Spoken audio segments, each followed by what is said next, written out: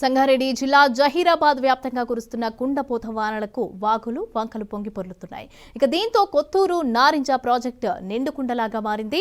కోహీర్ మండలంలోని ఎగువ ప్రాంతాల నుంచి వచ్చే వరదల కారణంగా అధికారులు నారింజ ప్రాజెక్టులోని 3వ గేటు ఎత్తి నీటిని దిగువకు విడుదల చేశారు.